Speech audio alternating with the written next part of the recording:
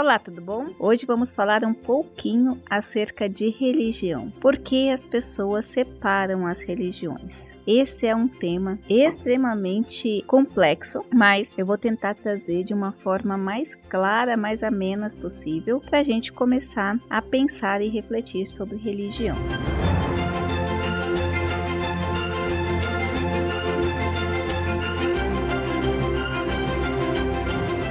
A religião é uma coisa interessante, a religião enquanto busca pelo transcendente, enquanto organização social, maneiras, de políticas e até mesmo biopolíticas, e dessa busca entre nós como indivíduos materiais e a imaterialidade. Quando a gente começa a falar religião nesse sentido, por que nesse sentido? Porque os cientistas das religiões hoje em dia possuem várias e várias conceituações, definições e nomenclaturas para religião. Religião veio do religar. Tá? É um verbo é uma palavra que vem etimologicamente do religar, então colocar um indivíduo religando a outro. Mas a gente conhece no sentido laico a religião como sendo uma norma, uma conduta ideológica. Por que existem tantas religiões? Bom, a gente começa falando da dificuldade dos seres humanos em se identificarem de acordo com crenças maiores. Então, o ser humano se agrupa em semelhantes, grupos que são familiares ou que pensam de uma mesma forma, de uma forma semelhante, e por si só, o indivíduo, que é um ser humano, ser social, ele se agrupa. Então, quando você tem a história das construções das religiões, essa variedade de religião, ela vai vir justamente desse pressuposto, dessa necessidade dos semelhantes se agruparem e outros semelhantes se agruparem, por cada um com algum viés diferente.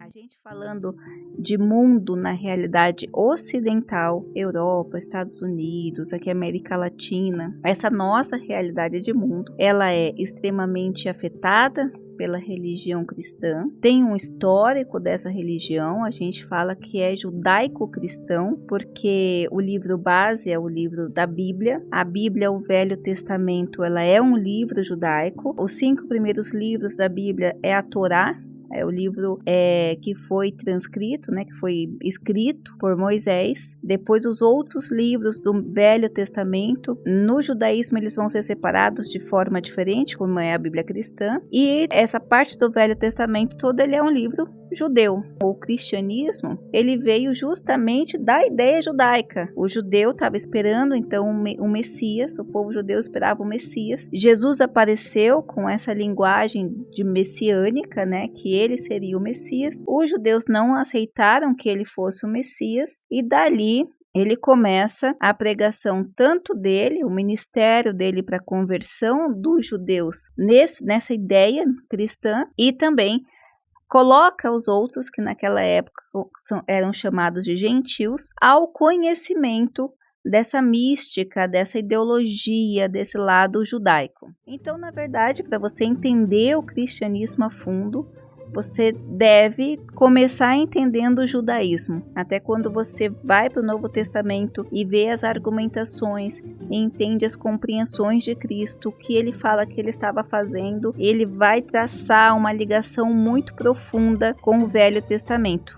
Afinal de contas, Jesus também era judeu. E não só um judeu qualquer, mas um mestre, um rabino, uma pessoa que se preparou muito, com muito conhecimento, para exercício do seu ministério. E aí, quando você tem essa realidade, toda essa realidade colonizando os países ocidentais, nós temos essa herança judaico-cristã. E aí cada grupo vai se apropriando de uma outra forma daquele grupinho. Então, por exemplo, o catolicismo, que foi o primeiro responsável por essa evangelização, até mesmo pela obrigatoriedade que os índios e os negros fossem convertidos. Então, primeiro nós tivemos o catolicismo, a implementação do catolicismo, e já no catolicismo nós tínhamos, na verdade ainda temos, vertentes diferentes. Por quê? Vertentes influenciadas de acordo com comunidades. Então, até hoje, você vê no catolicismo, por exemplo, uma igreja que é mais tradicional, uma que é mais carismática, não se tem mais o hábito, mas ainda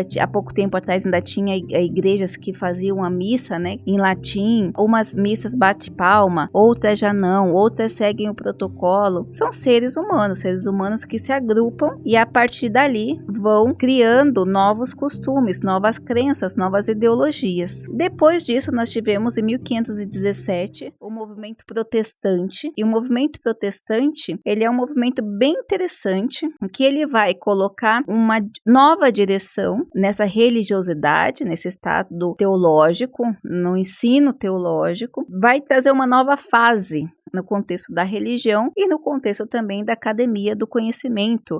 São colocadas ideias iluministas, tem uma outra concepção histórica, essa abertura, né, de você poder ter a crença que você quer. Mas o protestantismo, ele saiu da igreja. Lutero era padre e João Calvino também.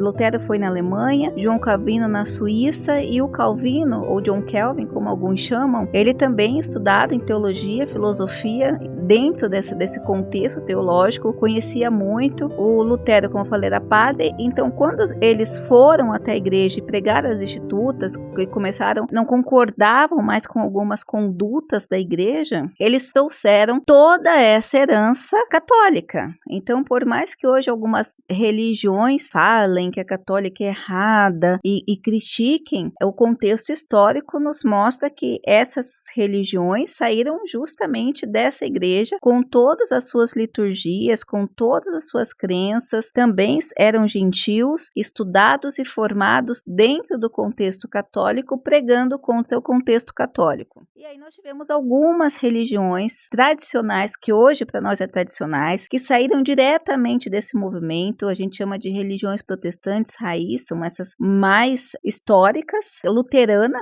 claro, de Lutero, a Igreja Batista, a Presbiteriana, a Metodista, não nessas novas vertentes, as tradicionais. Então, até quando o pessoal fala assim, você é batista? Eles perguntam, você é da Convenção Batista? Você é da Presbiteriana? Mas qual Presbiteriana? Então, são igrejas mais tradicionais, que, claro, olha que interessante, todas saíram do catolicismo com suas vertentes, cada uma dessas organizações, um pouquinho, nessa época também tem a Igreja Adventista do Sétimo Dia, um pouquinho mais para frente, ali, 1600, quase 1700, já formando. Então você tem nessas religiões uma questão bem interessante, porque saíram do mesmo movimento, mas já começaram nesse momento a ter características muito diferentes uma da outra, conversando entre si, também as judaico-cristão, também falando do cristianismo, também colocando Cristo como Messias, só que contrapondo com a igreja mãe que elas saíram. Cada um desses grupos organizando de forma diferente, e na medida que iam chegando nos outros países, conhecendo novas culturas, conhecendo novos formatos,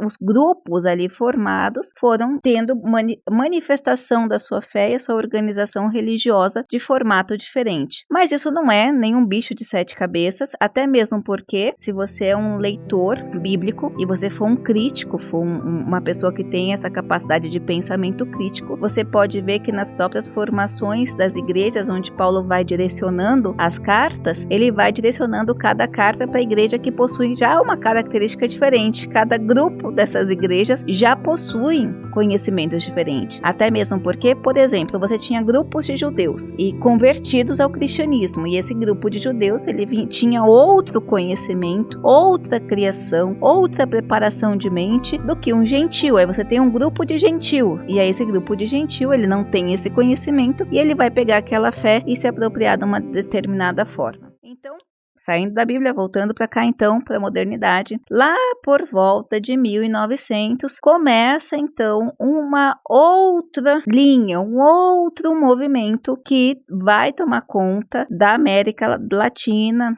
na verdade do mundo ocidental como um todo, que é o movimento pentecostal. Esse movimento pentecostal, ele também saiu saiu do protestantismo. Então veja, a gente tem várias vertentes. Ali a gente já tem um monte de igrejas, cada um com seu dogmas, cada um com as suas teorias. E você tem o mundo pentecostal. O mundo pentecostal, raiz, ele vinha falando que você tem uma manifestação do corpo, né? O Espírito Santo se manifesta através dos dons de línguas. E você tem uma outra questão da vestimenta, de alguns dogmas que são criados através de algumas inspirações de alguns trechos. Aí você tem o pentecostalismo, junto com esse movimento começa a aparecer lá no final dos 1800 também, uma nova vertente, a Igreja Jesus Cristo dos Santos Últimos Dias. Também depois do protestantismo de 1517 apareceram outras religiões espiritualistas, mas também ligadas ao cristianismo, mas de um outro tipo de espiritualismo. As religiões, no caso do Brasil, as religiões que vieram dos escravos, que se converteram ao catolicismo e depois acabaram fundando também outras religiões espiritualistas. E por volta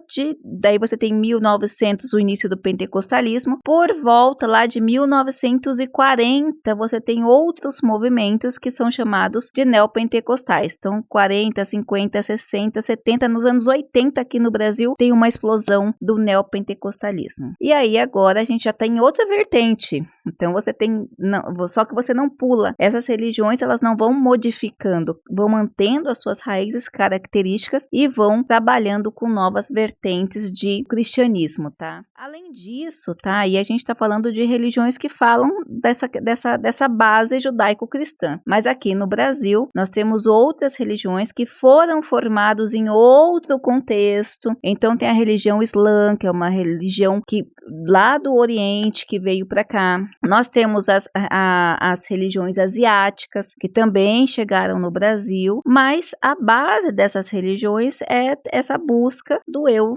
interior, do transcendente, de Deus, de Cristo, cada uma na sua manifestação. Por que as pessoas separam essas religiões? Por que tem briga até mesmo da mesma vertente? Eu deixei de ir numa igreja que no púlpito o próprio pastor da igreja começava a falar mal de uma outra igreja que tecnicamente era irmã. Por que as pessoas agem assim? Porque somos seres humanos. Nós temos no nosso cérebro, quanto mais ignorante, quanto menos conhecimento nós temos, quanto menos sabedoria divina nós temos no nosso cérebro, nós nos achamos no direito de julgar. E muitas vezes julgamos sem conhecer. Julgamos sem nem ao menos entender esse contexto histórico. É uma coisa assim de você pensar no contexto histórico, pensar na formação social. E se você é um cristão, aqui no Brasil, cerca de 87% das pessoas se declaram ainda cristãos. Se você é um cristão, você tem que entender que nenhuma folha cai sem a permissão de Deus. Então, se você compreende o contexto histórico e tem essa permissão